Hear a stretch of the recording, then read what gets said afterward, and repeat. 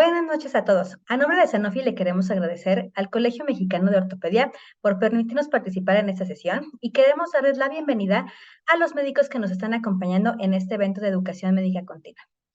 Durante este espacio estaremos compartiendo dos temas muy importantes relacionados con patologías musculoesqueléticas que pues anteriormente se limitaban a pacientes de edad avanzada o atletas profesionales de alto rendimiento y que actualmente afectan al paciente mexicano desde temprana edad, cambiando completamente su desempeño y calidad de vida.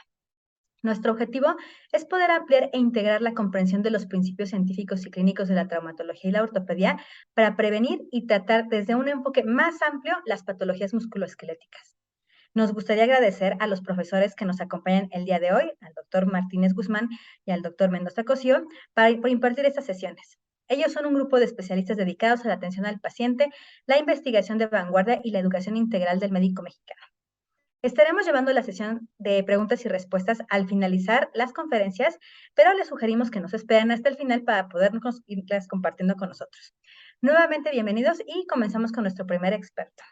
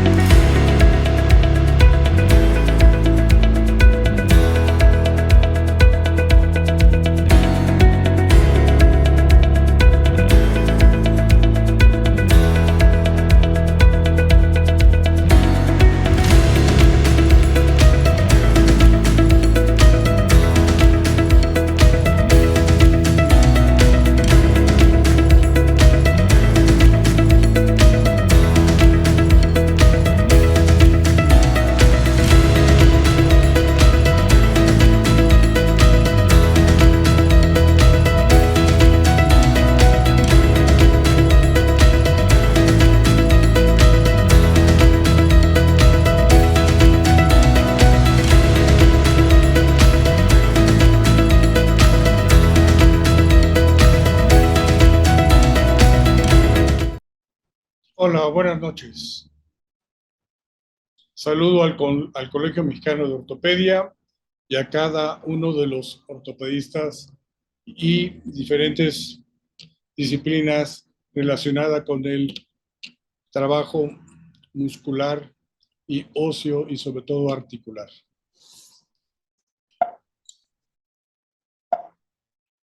La consideración que vamos a hacer en este caso es en los pacientes con osteoartritis mexicanos, básicamente los cuales están, como se dijo, teniendo una afectación desde edad más temprana.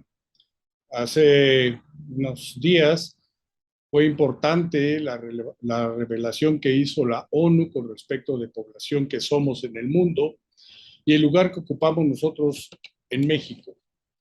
Este es mi conflicto de interés y vamos a abordar este tema de osteoartritis de pacientes jóvenes mexicanos desde el aspecto de la epidemiología, su patología y algunas de las manifestaciones clínicas. Cabe destacar que la osteoartritis es una enfermedad crónica, sin duda caracterizada por degeneración y pérdida progresiva del cartílago hialino, con un daño en el hueso subcondral, pero sobre todo también del tejido sinovial.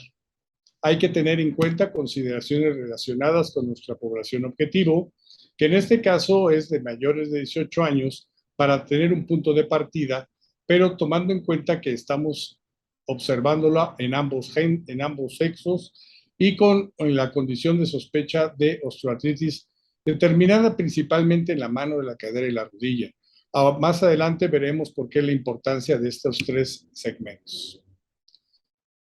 La prevalencia en México es del 10.5% y la frecuencia es mayor en mujeres que en hombres, en una proporción de 11.7% a 8%. Por cierto, aquí cabe mencionar que tengo que agradecer al Colegio Mexicano de Medicina Interna por la aportación que hace con estos datos que estamos nosotros hoy utilizando. La Ciudad de México ocupa el 12.8%. Y es una variante enormemente diferente en diferentes regiones del país, válgase la redundancia. Por ejemplo, mencionamos a la Ciudad de México con 12.8% y en Yucatán hasta un 6.7%. Es importante recordar lo que hacemos nosotros y lo que vemos nosotros, a diferencia de otros, que podemos entender lo que pasa en la fisiología del daño condral, sobre todo cuando tenemos una apariencia de un cartílago como este hasta los 17 años de edad. Para esto tenemos que recordar diferentes consideraciones que tenemos que tomar en cuenta. Por ejemplo, la matriz extracelular tiene composiciones moleculares muy útiles y necesarias recordar y tener pendientes porque nosotros en su momento vamos a tener la oportunidad de escoger cómo abordar el desarrollo de la fisiopatología y cómo coadyuvar para ayudar a desacelerar este proceso.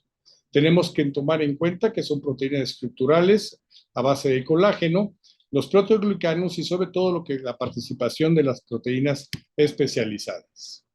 Es importante también recordar que estas moléculas son sintetizadas por los condrocitos y debemos de considerar la importancia que tienen en su participación en el equilibrio hidroelectrolítico y ácido básico. Desde el punto de vista de la participación de los condrocitos en la estructura del cartílago articular, tenemos que recordar que estos ocupan el 10% del peso del cartílago y están situados en lagunas dentro de la matriz extracelular.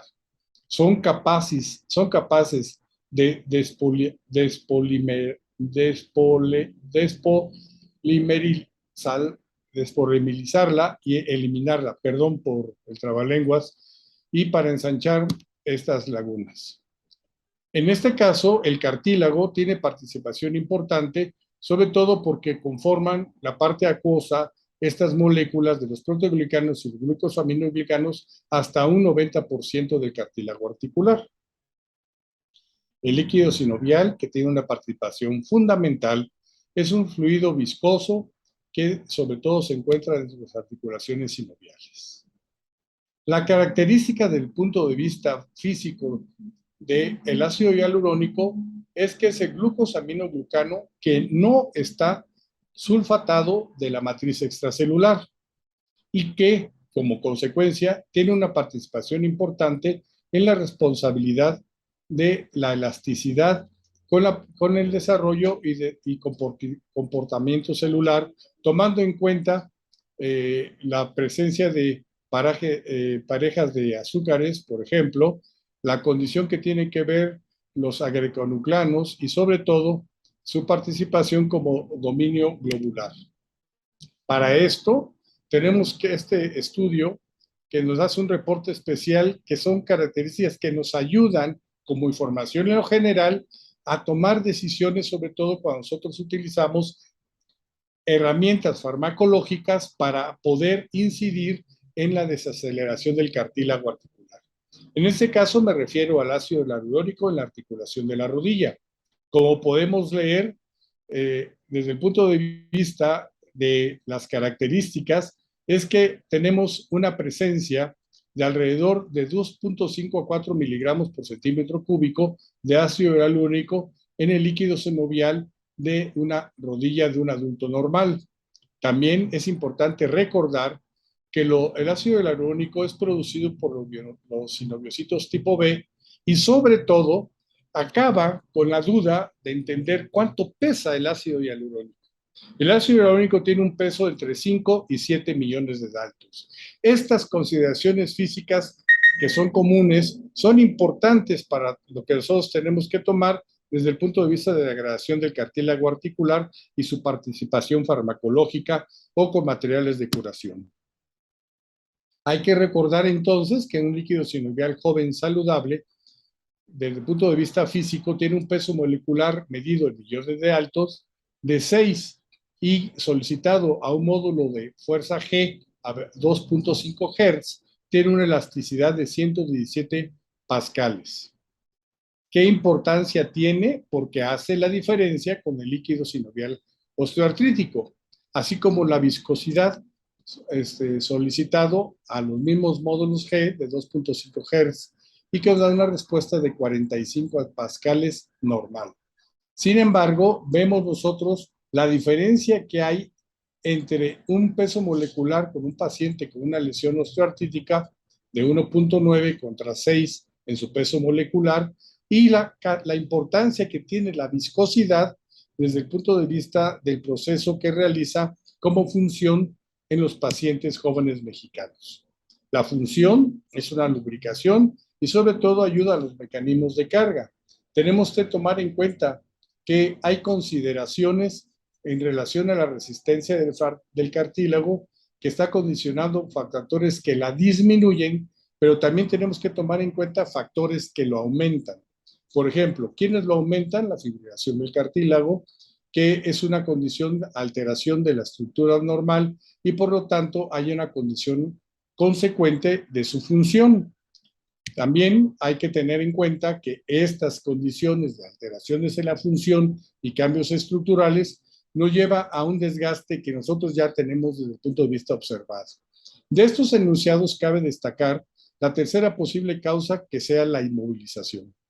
Nosotros hoy día estamos poco relacionados ya con un proceso de inmovilización, sin embargo prolongada, sobre todo con el advenimiento de las técnicas quirúrgicas y los elementos para restablecer los principios biomecánicos en la restitución de las fracturas y sobre todo lo que significa el abordaje mínimo invasivo para nuestras articulaciones o la restitución de ellas. En fin, lo que tenemos que tomar en cuenta es que en esta posible causa de la inmovilización se ha provocado necesariamente una reducción de la síntesis de los glucosaminoglicanos que, como vamos a ver adelante en detalle, de la fisiología del daño condral en la osteoartritis tiene consideraciones de muy importancia. Por ejemplo, recordar que las zonas del cartílago articular son diferentes y no están constituidos en una. Están separados en diferentes zonas y la más importante para nosotros que nos ocupa, en consecuencia, por los cambios que van a ocurrir en la osteoartritis, es la ruptura de la zona superficial. Recordar que esta zona superficial es la más expuesta para con nosotros y el aumento de la permeabilidad de este tejido va a tener en consideración más fuerzas de compresión. Más adelante vamos a poder mencionar un ejemplo práctico del día a día que realizamos nosotros y nuestros pacientes, hablando desde el punto de vista de la biomecánica articular. Entonces, cuando hay una destrucción de la zona superficial, necesariamente comienza a haber un aumento en el catabolismo y, por ende, una síntesis muy importante de la participación del óxido nítrico. ¿Qué ocurre? Pues que hay una activación de lo que podríamos hablar en grueso, que es la cascada de la inflamación. Hay activación de las metaloproteasas, hay liberación del factor de necrosis tumoral alfa, hay participación importante de las interleuquinas, pero sobre todo tenemos que entender que nosotros, nuestro organismo, busca reparar estos defectos, pero tiene una característica desde el punto de vista histológico y desde el punto de vista principalmente estructural, que son defectos estructurales cortos, largos y que tienen una característica muy importante. Duran menos. ¿Por qué? Porque, por ejemplo, hay diferencia desde el punto de vista de su contenido entre la proporción de agua, los linfocitos y la predominia del colágeno tipo 2. En este orden de ideas, tenemos que señalar un tilde por los proteoglicanos. Los proteoglicanos ocupan el 12% del peso total del cartílago articular. Y hay que recordar que estas macromoléculas tienen dentro las fibras de colágeno. La otra consideración importante tiene que ver los glicosaminoglicanos o glicosaminoglicanos. ¿Por qué nos detenemos un poco más acá? Recordar que tenemos ofertas farmacológicas nosotros para poder incidir desde el punto de vista de los suplementos alimenticios asociados a algunos con antiinflamatorios no esteroideos o no, o que nosotros propiciamos la asociación para que podamos desacelerar el proceso de desgaste articular. Pero tenemos que tener la base del conocimiento de qué es lo que ocurre. Recordar que la característica del glicosaminoglicanos es que tiene una alta afinidad por el agua, tiene una mayor resistencia a las cargas compresivas, pero sobre todo que tienen una alta carga negativa. En consecuencia, en el proceso inflamatorio, la activación de las metaloproteasas y el acondicionamiento de la degradación de la membrana extracelular van a considerar van a contribuir en esa consideración para el catabolismo de los proteoglicanos y entonces va a haber una degradación de las proteínas de la unión, como lo vimos un poco antes. En consecuencia, la fisiología del daño condral tiene una relación directa con la alteración de la homeostasis iónica. Vamos a recordar, para tener la consideración, etapas desde el punto de vista del proceso de la enfermedad. Su característica es que siempre está presente independientemente de la intensidad del trauma. Tiene una fase inmediata y esta puede durar segundos. También una segunda que puede tener una resolución de más duración y que puede ser espontánea desde el punto de vista de su resolución, pero también puede tener un camino en días, semanas, meses y años que establece un proceso crónico y ya puede permitir la evidencia de la degradación del cartílago articular caracterizada por la enfermedad del cartílago articular, y existe lo que a nosotros buscamos identificar para obtener objetividad en la estratificación del paciente relacionado con la presencia de inflamación y poder identificar los síntomas y sobre todo los signos que van a dar las características de nuestra enfermedad. De manera esquemática tenemos una forma de poder asimilar este recordatorio. Sobre todo, insistimos que el trauma existe, que puede durar en segundos y puede ir a veces y años, dependiendo de la fase asintomática o no, y sobre todo de la persistencia, que tiene una oportunidad de resolución espontánea y que es importante considerar qué es lo que ocurre con las citoleucinas, las metaloproteinasas, los proteoglicanos, como lo mencionamos, porque hay en los condrocitos una apoptosis y lo que significa el proceso inflamatorio y la fragmentación del cartílago articular. Recordar que dependiendo del tiempo y del trauma, puede ser inmediata la presencia incluso de inflamación y participación de la inflamación leucocitaria. Finalmente, nosotros podemos pensar que tenemos que identificar que o prevenir o limitar o desacelerar como objetivo que siga desarrollándose la ruptura del colágeno y que haya condiciones relacionadas de la degradación de la matriz extracelular y en consecuencia tengamos nosotros un diferente soporte de peso, diferentes deficiencias desde el punto de vista de la lubricación, de elasticidad y de la viscosidad. A manera de hacer un planteamiento de la apariencia del cartílago articular llevada en grupos por edad, tenemos esta aportación que hace la unidad de Pensilvania en relación a los cambios de grados en el cartílago articular en diferentes grupos de edad hasta los 17, hasta los 56, hasta los 87. Es obvio tomar en cuenta que tenemos que tener siempre en mente, oye, ¿qué están pasando? ¿A qué se dedicó? ¿Qué hizo? ¿Es mujer? ¿Es hombre? ¿Tiene cambios en la alineación? ¿No tiene cambios en la alineación? Desde el punto de vista del eje mecánico, consideraciones, si tiene peso o no tiene sobrepeso.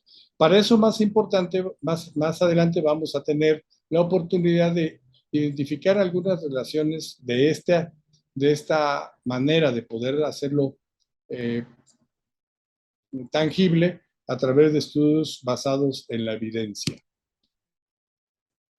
Entonces, recordar que el desgaste del cartílago perdió, desde el punto de vista de su función articular, y está caracterizada por dolor y rigidez, pero tanto es el exceso de la utilización que provoca un daño, como ya lo mencionamos, la inactividad prolongada de una articulación, sumado a una deficiente calidad de vida.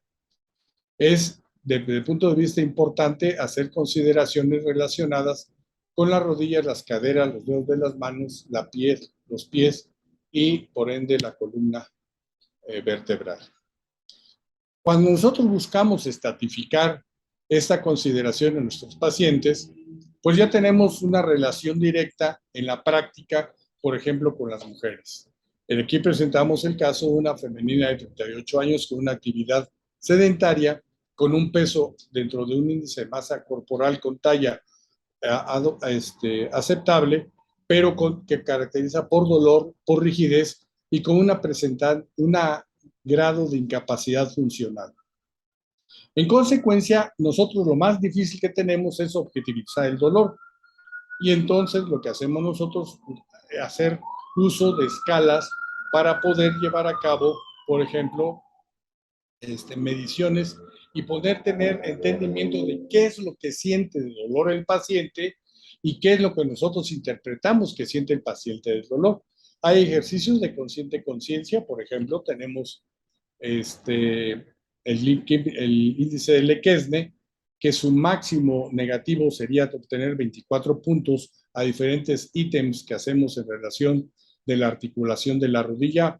Por ejemplo, qué tiempo de dolor tiene cuando se levanta después de estar sentado, del retrete, cuánto tiempo, cuánta distancia puede caminar, qué ocurre si ha usado bastón o no ha usado bastón, etcétera. Consideraciones que a nosotros nos permite dar información objetiva para que nosotros podamos estratificar en nuestras primeras intervenciones, lo que significaría las subsecuentes intervenciones del tratamiento de la enfermedad del cartílago articular caracterizada por la osteoartritis. Hay criterios establecidos por diferentes colegios que nos ayudan para clasificar la osteoartrosis.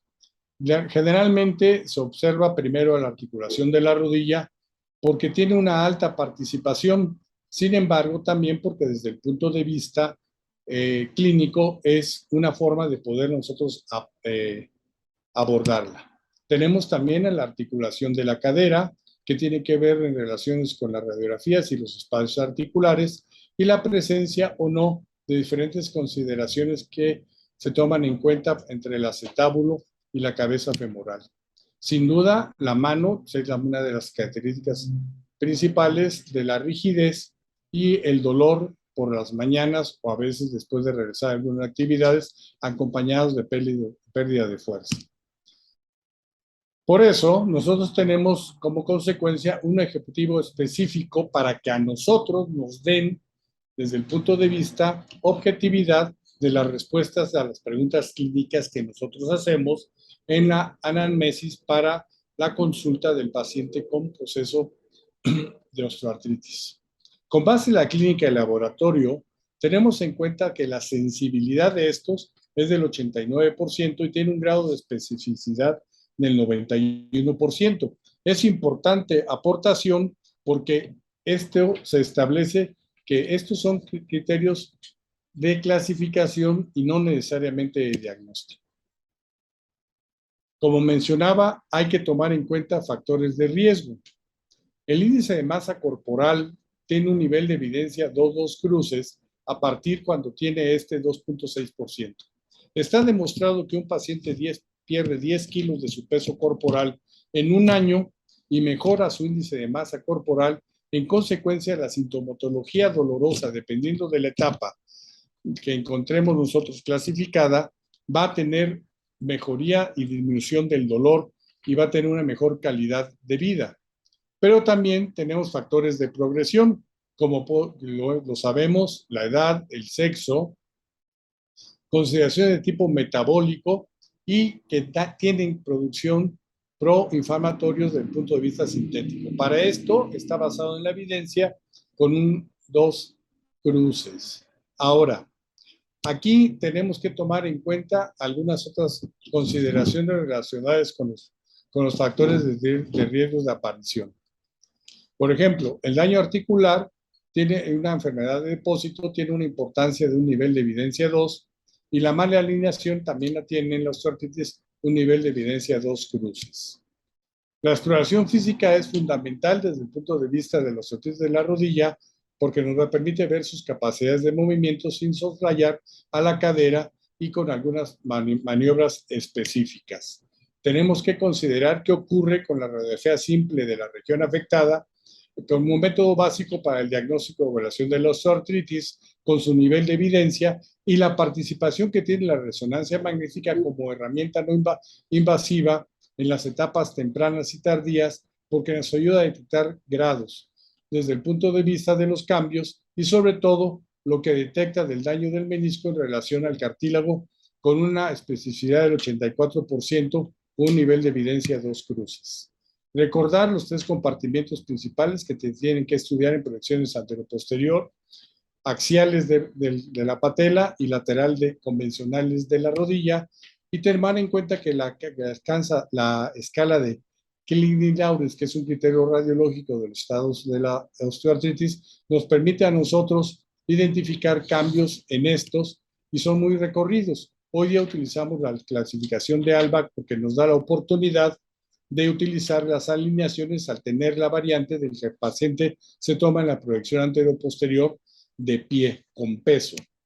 También es importante la participación hoy día, que hace algunos años, que tiene la resonancia magnética de la de identificación de la hidratación del cartílago articular a partir de los glucosaminoglicanos identificados con estos métodos del software para poder nosotros obtener cuáles cambios tiene nuestro cartílago desde el punto de vista enfermo y cómo es que nuestra participación después de la estratificación y en la utilización de diferentes elementos nos da la oportunidad de reconocer su elevación, su elevada condición de mejorar, incluso buscando desacelerar el proceso. Como dicen los antiguos, para llevar a casa, pero la realidad son ideas principales desde el punto de vista que tenemos que mostrar la importancia de las medidas preventivas y sobre todo la educación, parte integral del paciente con osteoartritis. Mantener las recomendaciones con la base en la mejor evidencia científica y, por supuesto, actualización basada en evidencia. Sin duda, evaluar la asociación entre nuestros marcadores inflamatorios. Por ejemplo, hoy está en boga el estudio del FX006-007 en fase 2, que nos permite a nosotros identificar el eje hipotalámico del dolor relacionado con el control de la osteoartritis a partir de las fibras C que se encuentran en la membrana sinovial. Obvio, los hallazgos radiológicos y laboratorios. También la importancia que tiene la participación de las técnicas de la resonancia magnética para determinar el grado de afectación. Y finalmente, ya para despedirnos, darle paso al siguiente tema, es que la epidemiología y factores de riesgo, la fisiopatología del daño condral y las manifestaciones clínicas desde el punto de vista social sitúan hoy y desde antes a la osteoartritis en un problema de salud pública en los pacientes jóvenes mexicanos. Muchas gracias.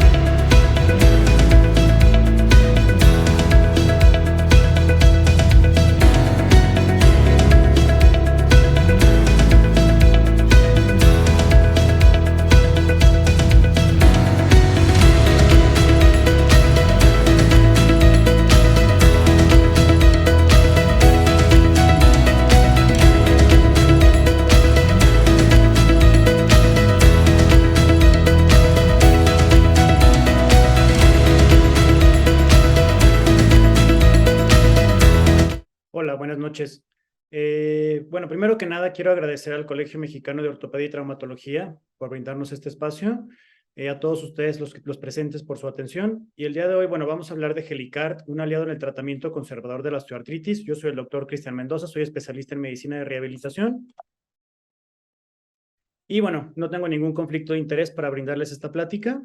Quiero empezar con este comentario de la Revista Americana de Medicina Física y Rehabilitación, que nos dice que no podemos mejorar o incrementar la parte rehabilitatoria si no tenemos un buen control del dolor. Vamos a hablar el día de hoy del manejo conservador y vamos a ver que uno de los principales temas a abordar dentro del manejo conservador va a ser el manejo del dolor. Yo estoy en la clínica del dolor del Hospital Ángeles Lomas y por eso es muy importante esta parte del manejo, principalmente del dolor, para poder progresar la parte rehabilitatoria. Vamos a hablar un poquito en general del tratamiento que tenemos que llevar a cabo en nuestros pacientes. Bueno, iniciando, ya vimos los factores de riesgo que nos presentó el doctor en este momento, el doctor Martínez. Vamos a hablar primero que si se pueden modificar estos factores de riesgo, son modificables, principalmente en este caso la obesidad, pues debemos de prevenir que el paciente tenga, que vaya a avanzar mayor la obesidad y por lo tanto también que vaya a incrementar el estadio en la cuestión de la osteoartritis. Entonces, si tenemos algún factor de riesgo que pueda ser modificable, pues evidentemente tenemos que abordarlo para evitar que pueda haber mayor complicación posteriormente. Aquí, como les mencionaba, la obesidad va a ser un factor importante y en caso de que el paciente ya padezca la osteoartritis como tal, lo ideal es abordarlos de forma temprana con el tratamiento para así impedir que progrese a un estadio más avanzado. Como siempre les menciono en las pláticas que doy, bueno, yo como especialista en medicina de rehabilitación hay que tener un buen programa de terapia física con ejercicio terapéutico para evitar la progresión de la misma enfermedad y mantenerlo el mayor tiempo posible. Obviamente aquí hablamos de cuestiones de costo también con el paciente. Hay que tomar en cuenta que el programa de terapia física no siempre tiene que ser con un terapeuta directamente. Podemos darle un programa inicial con terapeutas físicos y posteriormente dar un programa de enseñanza para que el paciente lo perpetúe, para que siga llevando a cabo la parte del ejercicio terapéutico y así mantenerlo el mayor tiempo posible sin implicarle mayor gasto al paciente. Es importante también ver la parte del efecto social y el efecto psicológico de nuestros pacientes, porque muchas veces damos por hecho de que el paciente va a tener depresión o no va a estar con una buena calidad de vida por la patología que va a tener, pero bueno, sin embargo hay que darle seguimiento también a esta parte. Es muy importante porque obviamente va a ir de la mano la discapacidad que esta enfermedad va a generar, va a ir de la mano con también la movilidad y la calidad de vida de nuestros pacientes. Entonces, evidentemente, también el paciente dentro de la misma terapia, si prescribimos un programa de fortalecimiento y el paciente no lo puede llevar a cabo de forma correcta, puede llegar a tener también sentimientos de frustración por no poder llevarlo a cabo. Por eso es importante determinar el tratamiento con cada uno de nuestros pacientes de forma individualizada para evitar este tipo de comportamiento posteriormente. Obviamente, si estamos hablando de la obesidad, estamos hablando de que tenemos que controlar los factores de riesgo controlables, cambiar el estilo de vida del paciente. Va a ser importante también darle un buen plan nutricional al mismo, mejorar la alimentación con este objetivo de perder peso. Incluso lo que dicen los artículos en la actualidad es que si el paciente llega a presentar una pérdida ponderal del 5% de su peso corporal, ya con esto el paciente puede llegar a ver una mejoría con respecto a la sintomatología dolorosa que pudiera llegar a presentar. Hay que apoyarnos también de los agentes farmacológicos. Si el paciente presenta dolor y no ha respondido adecuadamente a la terapia no farmacológica, también podemos darle a nuestros pacientes tratamiento farmacológico. El de primera línea es el paracetamol. Vamos a ver la siguiente diapositiva. Ya lo había comentado el doctor Martínez acerca de la reunión multidisciplinaria de expertos para el diagnóstico de osteoartritis de la revista de Medicina Interna. También está tomado esta imagen de ese artículo. Pueden ver en este ahorita este primer cuadro no lo vamos a tomar en cuenta, lo vamos a ver posteriormente. Estábamos con el paracetamol. Si el paciente no llega a presentar un alivio completamente del dolor, podemos hacer uso de analgésicos tópicos o de AINE tópicos. En caso de que el paciente, aún con estas dos intervenciones del paracetamol más los agentes tópicos, no llega a presentar una mejoría significativa, o si el paciente llega a tener algún efecto de sangrado de tubo,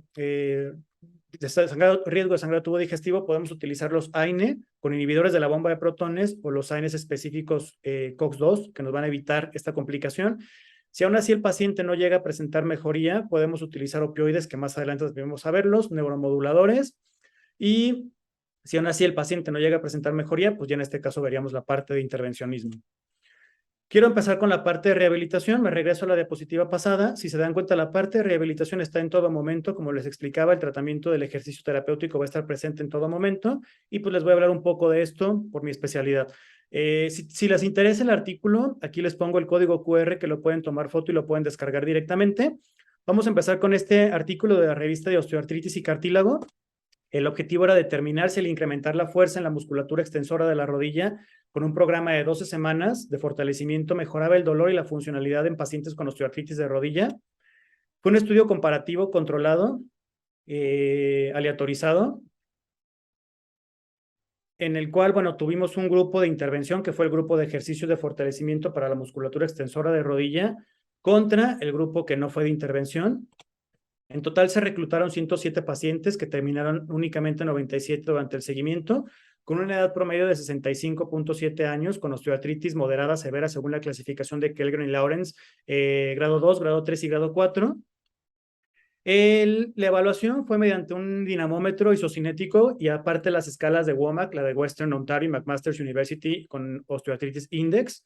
El plan incluía 12 semanas de ejercicio 5 veces por semana con 2 días de descanso y el ejercicio que se les puso fue dependiendo de la evaluación que se pudo llevar a cabo en ellos. Pudo haber sido ejercicio de tipo isométrico, isotónico, dependiendo la sintomatología que el paciente manifestaba, eran los grados de flexión que se le podían ser con 30, con 60, con 90 grados de flexión de rodilla. Se pudo utilizar polaina, se pudo utilizar banda elástica, dependiendo lo mismo que les menciono, la sintomatología del paciente.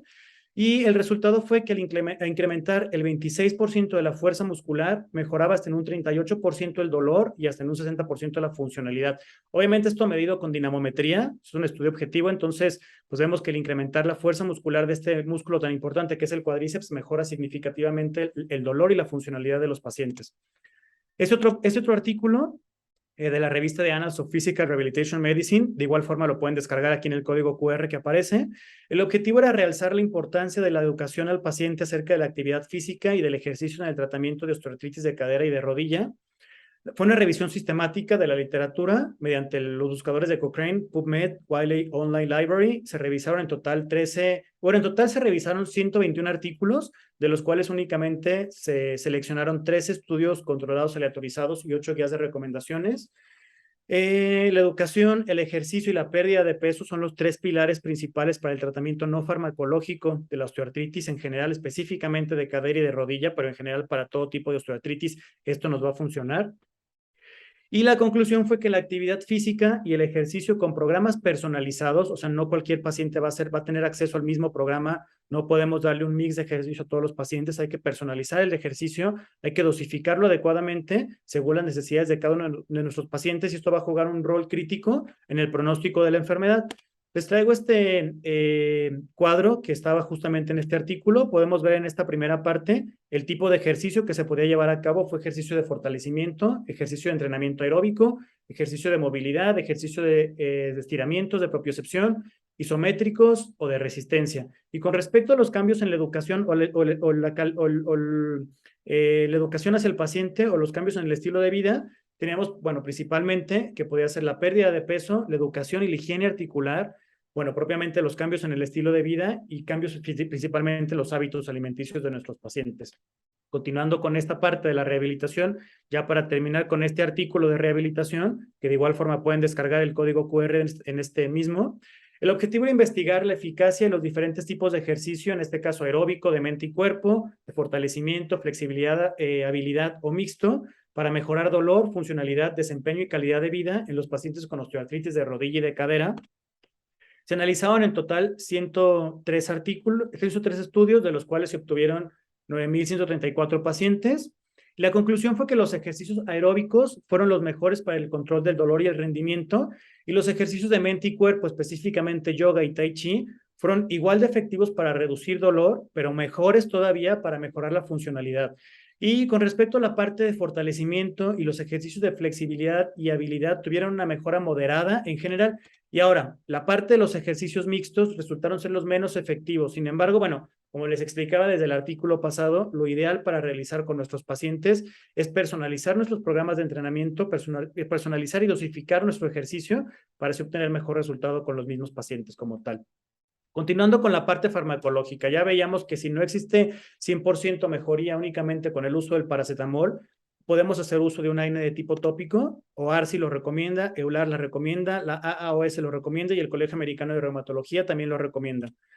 Como tal, si vemos que no se logra un buen control analgésico con esas intervenciones, podemos utilizar los AINE de tipo orales. Diclofenaco y ibuprofeno van a tener un menor riesgo de sangrado del tubo digestivo. Naproxeno tiene una buena seguridad en cuanto a nuestros pacientes que tienen riesgo cardiovascular. Ketoprofeno va a tener una ventaja terapéutica y farmacocinética debido a que tiene un efecto analgésico y un efecto antiinflamatorio. Y va a iniciar desde los 15 minutos administrado el tratamiento como tal y va a durar hasta 24 horas. El tiempo de administración obviamente es variable. Debemos de hacer énfasis en que tenemos que utilizar el menos tiempo posible a la dosis menos posible.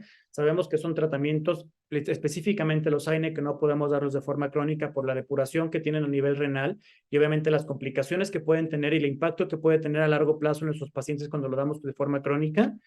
Dice aquí que es conveniente utilizarlos con inhibidores de la bomba de protones si es que tienen afección gástrica. Yo la verdad es que no me la juego. Si el paciente tiene una comorbilidad o en este caso tiene algún riesgo de sangrado de tubo digestivo, mejor podemos ir a otro tipo de fármacos que más adelante vamos a verlos.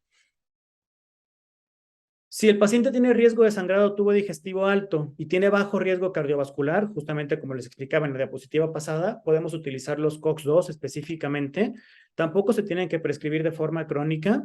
No van a cambiar la evolución de la enfermedad, únicamente van a controlar el dolor. Bueno, esto es bueno porque evidentemente controlando el dolor vamos a tener una mejora, una conducción, una mejora de la calidad de vida. Y aquí con la parte de que no se pueden prescribir de forma crónica, sabemos que existe actualmente etoricoxib de 60 miligramos que sí nos puede servir, no de forma crónica, pero sí lo podemos llevar al tratamiento específicamente esta dosis de 60 miligramos hasta por 6 meses a lo mucho. Pero bueno, no va a cambiar definitivamente la evolución de la enfermedad, únicamente va a controlar el dolor por las propiedades que tiene analgésicas y antiinflamatorias. Si no existe mejoría y no hay buena tolerancia específicamente a los AINE o a los COX-2, podemos utilizar los opioides. Como les explicaba, los opioides van a tener una muy buena seguridad, un rango muy alto de seguridad, incluso se pueden prescribir en pacientes que tienen problema renal, pacientes que tienen problema cardiovascular, pacientes que tienen problema hepático. Obviamente hay que saber titular estos medicamentos porque son medicamentos de alto riesgo. Los más utilizados van a ser el tramadol, va a ser la buprenorfina. A mí me gusta siempre titular a los pacientes con tramadol. La recomendación es iniciar con tramadol porque tenemos muchas presentaciones, incluso tenemos la presentación efervescente, que también los pacientes que tienen problemas para deglutirlo o en gotas también puede ser más fácil. Entonces, inicialmente podemos titular al paciente con tramadol. La literatura dice que podemos empezar con 50 miligramos cada 6 horas. Hay que valorar definitivamente a nuestros pacientes, ver la edad que tengan nuestros pacientes, porque obviamente entre mayor sea la edad que tenga el paciente, mayor riesgo de acumulación de opioide en el organismo como tal, y evidentemente puede haber sedación en estos pacientes. Entonces, es ideal empezarlos a titular, dependiendo que, como veamos, la dosis y las comorbilidades que tenga el paciente para determinar la dosis con la cual vamos a iniciar. Titularlo con tramadol. Existen unas hojas de titulación en la cual podemos ver la migración de opioide, podemos pasarlo específicamente a buprenorfina, que está en la presentación de parche, que es mucho más fácil para pacientes, para que no estén tomándolos consecutivamente o repetitivamente de forma oral. Le colocamos el parche y justamente con esta titulación inicial que hicimos con el tramadol, podemos ver a qué parche lo podemos migrar y que sea seguro para el paciente y que sea cómodo también para no estar administrándolo de forma oral. Desafortunadamente sí tiene efectos secundarios, principalmente va a haber náuseas, va a haber también estreñimiento, va a haber somnolencia. Obviamente cuando yo voy a titular a un paciente con estos tipos de fármacos, siempre le aviso al paciente el riesgo de que existe de náuseas. Obviamente doy un medicamento preventivo para náuseas. También les hablo de la parte del estreñimiento, doy medicamento preventivo para estreñimiento. Y ahora sí que con el sueño no podemos hacer mucho. Recomendarle una tacita de café. Obviamente que no vaya a manejar porque también tiene riesgo de poder quedar dormido durante el transcurso del manejo. Son ideales, como les explicaba, para pacientes que tienen alguna cardiopatía o alguna comorbilidad, como ejemplo algún problema hepático, algún problema renal. Tampoco es lo ideal tenerlos de forma crónica, pero sí tiene mayor seguridad para este tipo de pacientes. Ahora, también existe otra opción, que es el antidepresivo dual duloxetina, que está aprobado por la FDA específicamente para dolor de rodilla, para gonartrosis, a una dosis de 60 a 120 miligramos. Tiene múltiples efectos secundarios también. Obviamente, también hay que empezar con estos pacientes con la dosis menor, con 30 miligramos, ver cómo lo tolera y progresivamente ir a incrementarlo. Nunca hay que empezar con la dosis de 60 miligramos o 120 miligramos, porque obviamente el paciente no lo va a tolerar. ¿Cuáles son los efectos secundarios que el paciente puede llegar a manifestar? Principalmente hiperhidrosis, cefalea, náuseas, estreñimiento, somnolencia y fatiga. Es importante también pacientes que tienen glaucoma o que tienen hipertensión arterial no controlada o pacientes hepáticos o renales, está contraindicado, hay que tener cuidado con ellos también. Regresamos a esta parte, vemos el primer cuadro, ahora sí nos vamos a enfocar en él. Tenemos los ISADOA, específicamente el condroitinsulfato, el sulfato de glucosamina, también entra dentro de la primera línea de la viscosuplementación, que ya nos hablaba el doctor previamente de esto. Se puede utilizar hilano GF20, se puede utilizar ácido hialurónico y específicamente también podemos suplementar a nuestros pacientes con los péptidos de colágeno bioactivos que vamos a ver más adelante.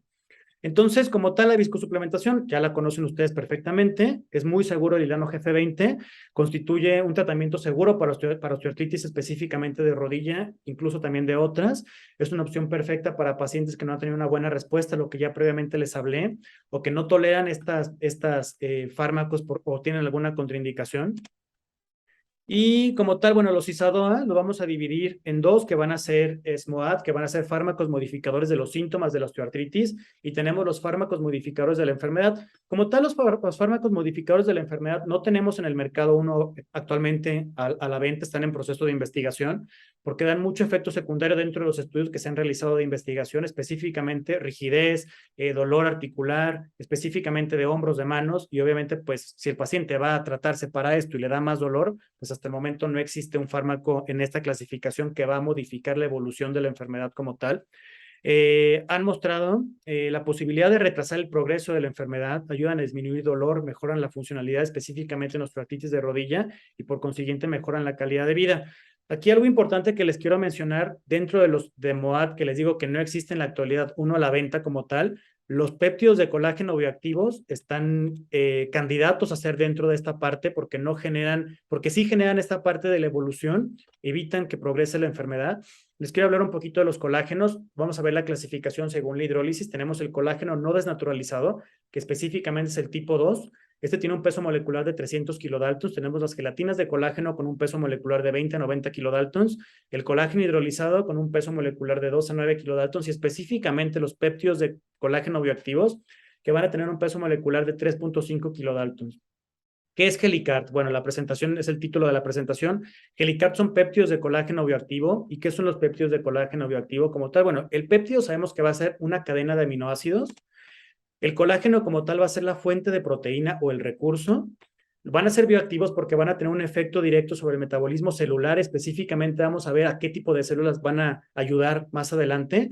Y específicamente qué aminoácidos contiene. Bueno, va a contener glicina, prolina e hidroxiprolina. Los péptidos va a ser la unión de dos o más aminoácidos que van a formar como tal el péptido. Y la proteína pues va a ser la unión de varios péptidos. Entonces, siguiendo adelante con esta presentación, ¿qué lo hace diferente a Helicart de otros colágenos hidrolizados o no hidrolizados? Bueno, va a tener un impacto directo a nivel de la movilidad. ¿Por qué? Porque va a actuar directamente sobre la articulación, sobre los tendones y los ligamentos. Y vamos a ver más adelante los dos que se encuentran específicamente aquí en México, que van a ser Helicart y Helicart Action. Los dos van a ser colágeno tipo 1 de origen bovino.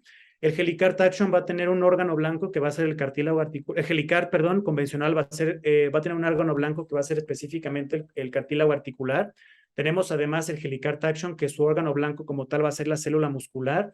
Y cada uno, como tal, como les explicaba, va a tener esta afinidad por este tejido, por este órgano o sistema. Vienen en dos presentaciones, como les explicaba. Helicart viene con 10 gramos específicamente de proteína para articulación y tenemos también el Helicart Action que va a tener 20 gramos en total, 15 gramos específicamente para músculo, 5 gramos para articulación. Como tal, el mecanismo de acción, bueno, como tal va a ser, bueno, colágeno de tipo 1 que les explicaba, que va a ser cortado específicamente para que sea más pequeño de esta forma. Como tal, se va a ingerir, va a tener una absorción hasta del 95 a 99%.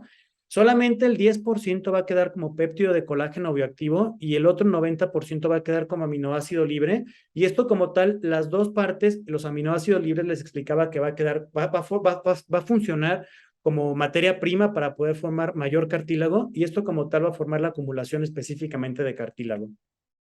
Entonces, como tal, vemos que los péptidos de colágeno bioactivos que se absorbieron van a quedar únicamente el 10%. Esto como tal va a estimular al condrocito para la síntesis de matriz extracelular y los aminoácidos libres, como tal, el 90% que va a quedar ya dentro del organismo va a servir como la materia prima y estos dos como tal van a aumentar el colágeno tipo 2 y los proteoglicanos.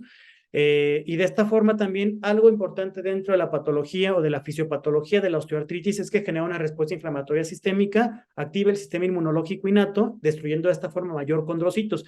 Y una propiedad que va a tener Helicart específicamente va a ser que inhibir esta respuesta inflamatoria. Algo importante aquí, bueno, como les explicaba, prolina, hidroxiprolina y glicina van a producir bloques de cartílago tipo 2 y proteoglicanos mediante la estimulación de la matriz extracelular. Ahora, esta estimulación, vemos estas nuevas síntesis de colágeno tipo 2 en este recuadro, vemos cómo está posteriormente al tratamiento de Helicart y vemos también la síntesis de novo de proteoglicanos de forma verde.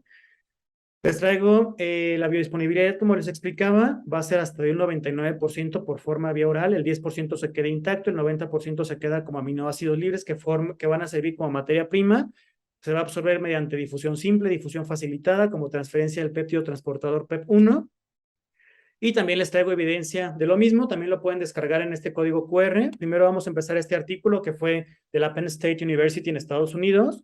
Se reclutaron a 147 atletas que presentaban dolor articular relacionado con la actividad deportiva. La edad promedio de los mismos era de 20 años. Fueron asignados a dos grupos, el grupo de intervención que fue el de Helicart, el grupo control que fue el grupo placebo. Se llevaron a cabo el seguimiento durante 24 semanas. Se utilizó la escala visual análoga para evaluar el dolor y se observó diferencia estadísticamente significativa en el grupo de tratamiento comparado con el grupo control respecto al dolor. Este fue el primer artículo que se hizo específicamente con Helicart para evaluar el dolor articular en atletas que habían recibido tratamiento con este suplemento. Este siguiente artículo, de igual forma pueden descargar su artículo mediante el código QR. Fue un centro único, prospectivo, doble ciego, controlado con placebo. Se reclutaron 139 individuos sanos que eran deportistas que de igual forma presentaban dolor articular específicamente en rodilla durante la actividad física. La edad promedio fue de 18 a 30 años. Y el tratamiento que se les dio fue únicamente de 5 gramos con péptidos de colágeno bioactivo, específicamente Helicart versus placebo.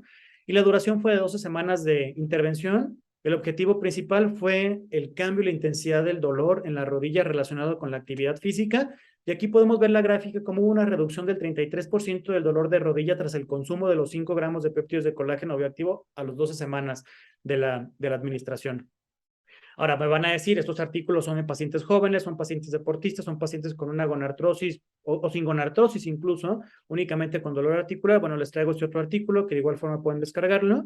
Este se llevó a cabo en el Tufts Medical Center en Estados Unidos, en el cual se quiso detectar el efecto de la estructura del cartílago. Fue un estudio prospectivo, aleatorizado, doble ciego, controlado con placebo, en el cual se reclutaron a 30 individuos, ahora sí, con osteoartritis moderada severa, con una edad promedio de 58.9 años, y el tratamiento que se les dio fueron de 10 gramos con Helicart o con placebo versus placebo. Se llevó a cabo durante 12 meses, un año completamente, y se hicieron 2 pruebas especiales de resonancia magnética, una inicial que fue el refuerzo retardado con gadolinio. En este caso se le administra al paciente de forma intravenosa gadolinio iónico, cargado negativamente. Posteriormente a esto se realizaba la movilidad articular de la rodilla implicada, pues sí, para evaluar la parte de la articulación.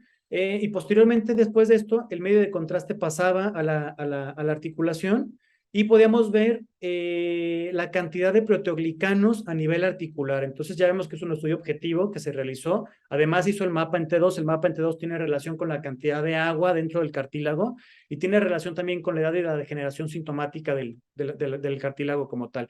Vemos aquí cómo está la parte de la evolución del paciente, día 1, semana 24, semana 48. Con el paciente con placebo vemos que el cartílago sigue dañado, a diferencia del paciente que se le administró Helicart, los péptidos de colágeno bioactivo. Desde la semana 24 podemos ver ya la mejoría del cartílago saludable.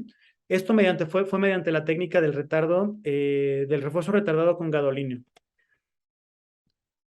Como tal, vemos el incremento en cuanto a la síntesis de la matriz extracelular, y también vemos el decremento en la degeneración de la matriz como tal. Y entonces, como tal, bueno, hay mejoría sintomática de los pacientes con osteoartritis después del tratamiento con Helicart.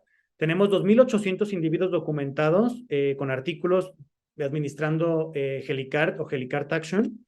Tenemos disminución significativa del dolor, tenemos disminución de la necesidad analgésica, tenemos mejoría en cuanto a la movilidad, consecuentemente mejoría en cuanto a la calidad de vida. Y bueno, se han incluido como tratamiento de primera línea en las guías de tratamiento para osteoartritis en México por la revista de Medicina Interna y son candidatos, como les explicaba, a ser fármacos, bueno, en este caso, suplementos modificadores de la enfermedad como tal. Indicaciones, bueno, muy sencillo, efecto terapéutico para osteoartritis o alguna lesión articular. Tenemos también efecto profiláctico, específicamente si tenemos factores de riesgo que puedan ser modificables como la obesidad o no modificables como la edad, deportistas de alto rendimiento, deportistas que realizan alto impacto o exposición a cargas repetitivas articulares, en este caso dependiendo de la ocupación del paciente, también se puede administrar de esta forma. Y lo más importante, como les explicaba, no esperarnos a que llegue a evolucionar al paciente a una gonartrosis, a una osteoartritis grado 3, grado 4, hay que iniciarlo de forma temprana. Prescripción muy sencillo, un sobre al día disuelto en un vaso de la bebida de preferencia del paciente. Obviamente no administrarlo con alcohol, no administrarlo con bebidas gasificadas porque es un polvo, aquí viene la presentación, es un sobre, puede hacer efervescencia si lo hacemos con bebidas gasificadas, entonces evitarlo. No va a cambiar el sabor, no va a cambiar el olor ni la consistencia de la bebida. Se sugiere consumirlo al menos durante 3 meses. No tenemos un límite máximo. Tenemos un artículo máximo que es este que les presenté, que la duración fue durante 1 año, pero no tenemos una restricción o un límite máximo para poder administrarlo. Y como tal, bueno, como conclusión, en general podemos concluir que Helicart es una opción en el manejo y prevención de la enfermedad articular degenerativa y podría mejorar la calidad de vida de los pacientes con osteoartritis. Me quiero despedir con esta frase de mi especialidad. Como un verdadero amigo, un fisiatra o médico rehabilitador debe ser de un espíritu optimista, un jugador de equipo y una persona que dé vida a las palabras inmortales de William Arthur Ward. Un verdadero amigo conoce tu debilidad, pero muestra tu fortaleza, siente tus miedos, pero fortalece tu fe, ve tu ansiedad, pero libera tu espíritu y lo más importante, reconoce tu discapacidad, pero enfatiza tu posibilidad. Muchas gracias. Con esta presentación, con esta lámina me despido y pues muchas gracias por su atención.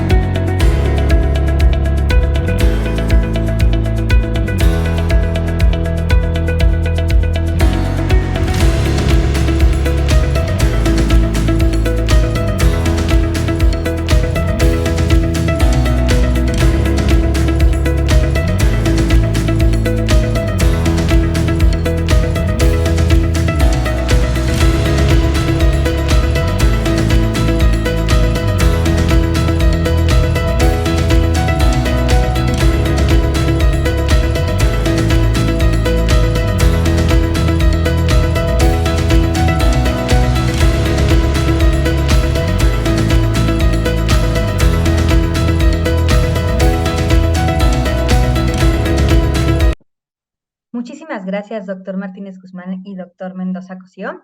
Vamos a pasar a la sesión de preguntas y respuestas, que pues desafortunadamente va a ser un poquito breve, ya que se nos acaba el tiempo. Entonces, la primera pregunta que tenemos es para el doctor Martínez Guzmán. Si estas consideraciones que usted mencionaba para poder dar la información objetiva en la interpretación, las preguntas que usted mencionaba, ¿se encuentran en alguna guía de preguntas para el paciente que nos pueda recomendar? Sí, claro. Hay un estudio, publicado de un consenso en el año 2018 en que hubo una participación de reumatólogos, médicos de la rehabilitación,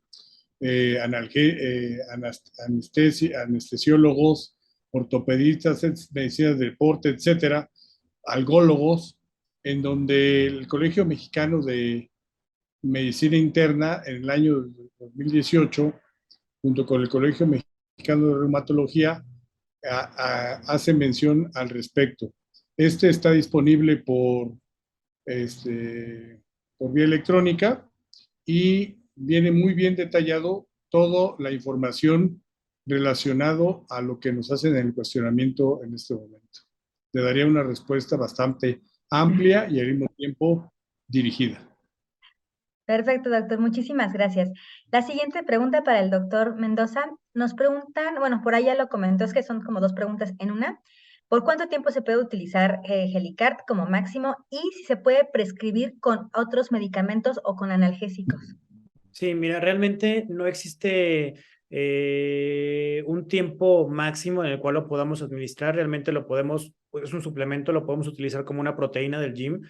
Obviamente sí tenemos que dar una pauta inicial de 3 meses para dar la prueba para ver si está haciendo un efecto terapéutico adecuado. Lo que nos dicen las guías es que lo tengamos por 6 meses. Si en 6 meses no tenemos un efecto terapéutico adecuado, lo podemos suspender. Si tenemos un efecto terapéutico adecuado durante esos 6 meses, podemos continuar con él y no tiene ninguna contraindicación con ningún otro tipo de medicamento. Yo siempre hablo en las pláticas de la terapia multimodal. Obviamente tenemos que hacer uso de este tipo de suplementos, podemos hacer uso de analgésicos, podemos hacer uso de terapia física, de rehabilitación. Entonces, lo ideal es que así hagamos como que la terapia multimodal, incluso también se puede realizar la viscosuplementación. Sería como que lo ideal hacer esta terapia multimodal para mejorar o tener una mejor respuesta en el paciente. Muchísimas gracias, doctor. La siguiente pregunta para el doctor Martínez Guzmán. ¿Cuál es su opinión del uso de las técnicas con matriz acelular, por ejemplo, con capas biocinéticas de colágeno e hidroxipatita? Bien, hay que remontarse al año 2005, 2008, donde hay un gran estudio experimental realizado en relación a estas capas biocinéticas del colágeno, sumado a la hidroxiprolina. Es importante hacer varias consideraciones al respecto. Primero, en asociación con lo que se menciona con respecto a los colágenos activos de colágeno, los péptidos de colágeno activo, tenemos que entender la participación de los aminoácidos esenciales y los no esenciales. Recordar que la hidroxiprolina es un aminoácido no esencial y cómo se obtiene y de dónde se obtiene. Entonces, la primera gran consideración es tomar en cuenta que la hidroxiprolina, que se absorbe mejor y que está demostrada que se concentra en el núcleo a través del RNA mensajero para hacer la producción de colágeno, en su tradición desde el punto de vista de colágeno hidrolizado, es la que se obtiene de la piel del cerdo. Y en este caso, pues se ha mencionado ya por parte del doctor Mendoza la condición relacionada como tal. Y finalmente, hay que tener mucho cuidado con el colágeno porque estos elementos pueden tener una tendencia a producir mejor colágeno tipo 1, aquellos que no tienen la consideración de los aminoácidos esenciales y no esenciales, contra el colágeno tipo 2, que es el que nosotros realmente requerimos, que es efectivo en el cartílago de nuestras articulaciones, como hemos mencionado en las presentes charlas. No sé si podamos abundar después, pero con gusto van a tener nuestros contactos para poder participar en eso. Claro que sí, doctor. Vamos a hacer más sesiones, lo prometemos. Muchas gracias.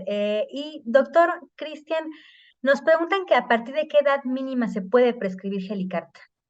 Mira, realmente pues se tendría que ser paciente adulto a partir de los 18 años de edad, estrictamente podríamos empezar a administrarlo, pero realmente como les digo es un suplemento, entonces, bueno, pero lo ideal sí sería como que a partir de los 18 años.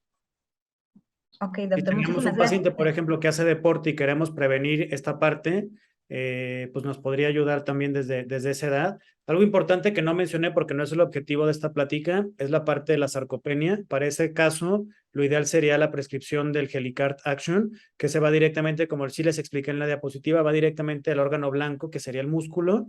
Pero también no tenemos que tener un paciente sarcopénico para poder prescribirlo. También se puede prescribir de forma profiláctica en pacientes deportistas. También los podemos ayudar con esta parte para desarrollar músculo.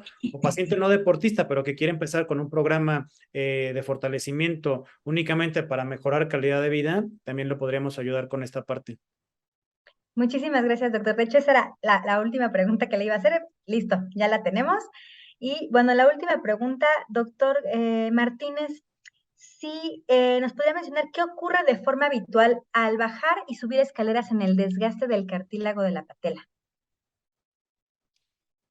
Sí, Es una cuestión de tipo biomecánico. Recuerden ustedes que cuando subimos escaleras, el centro de gravedad para nosotros cambia.